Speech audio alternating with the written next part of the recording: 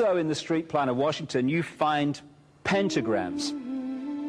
So here we have two pentagrams in the street plan of Washington. The top one points into the Capitol building, and the one at the bottom points into the White House.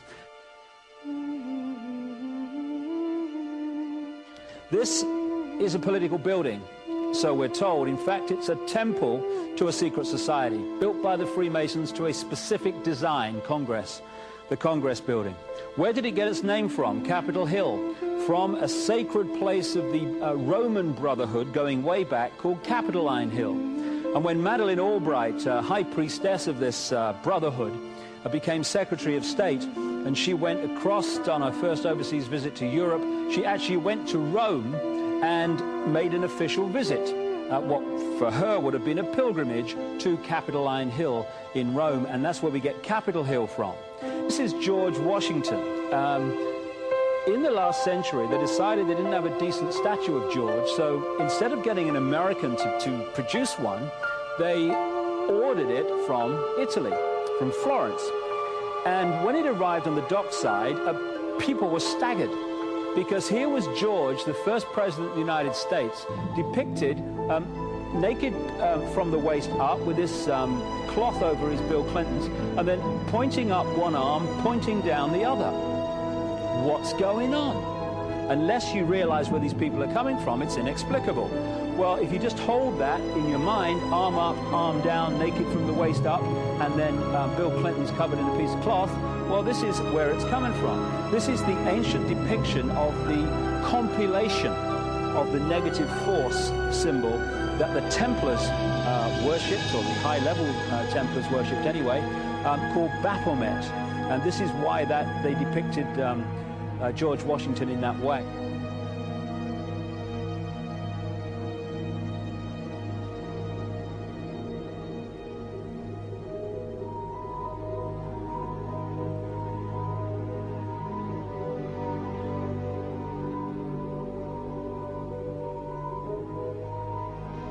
What has come to light is that it's now been, it is not so surprising for a lot of people that there are covens amongst the very educated class, architects, doctors, lawyers, priests, brokers, and the leisure class. These are people who have made pacts with the devil. That's right. It's really the best, the more accurate way of describing it would be that they have indulged themselves in the worship of the goat, of the prince, of the serpent, of Satan, of Lucifer, and they lead perfectly normal lives. They're jewel merchants. They travel. They're prominent in their own way, but they do have this indulgence. Father, here's a part of that I can never understand. That has never made sense to me, and that is, if somebody were to make a pact with the devil, then obviously the implication is if the devil is there to make a pact with them, to make a deal, to make their life, this short mortal life on earth, pleasurable, with money or women or travel, or more interesting, whatever it is they want. Yes. Then they are aware of the presence of the devil, and they are obviously aware then of the presence of God as well, and they nevertheless make a conscious, stupid, short-term, blind choice to take what they can get in this lifetime. And to embrace one, you must embrace the other. It's not like it's some wishy-washy person. I know you do.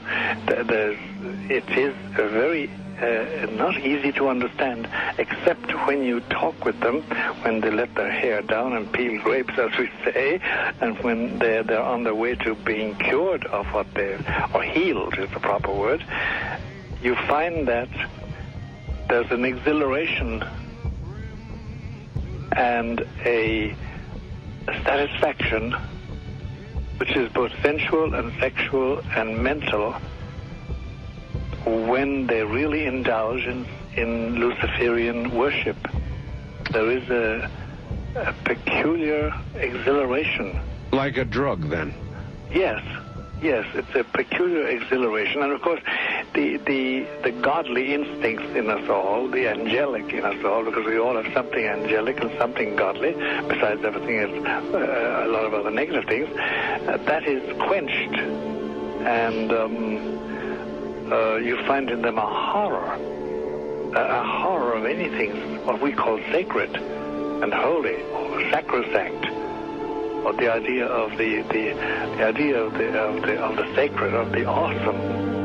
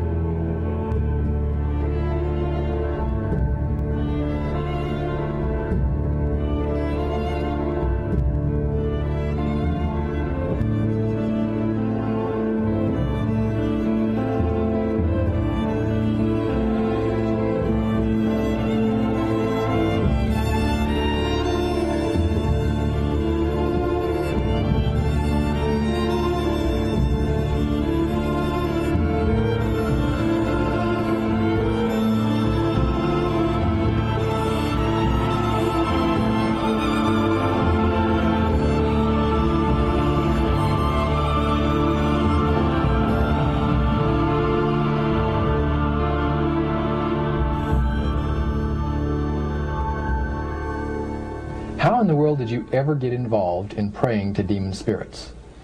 A fellow that had been on a particular ship with me, he told me, "Hey, I got something fantastic to tell you." He said, "I am affiliated with people that speak with the spirits of the dead. How would you like to talk to the spirit of your dead mother?" And I was shocked. I was shocked. He said, "You wouldn't be afraid of talking to the spirit of your dead mother, would you?" Well, I said, "I'll tell you what, I would have to give that some thought, because it's something I never thought about before in my life." Most of us probably haven't. A little afraid of something like that. Well, he says, you know, it's written all over your face. You're afraid of going to a seance. But he says, "I know you. He says, you're going to come."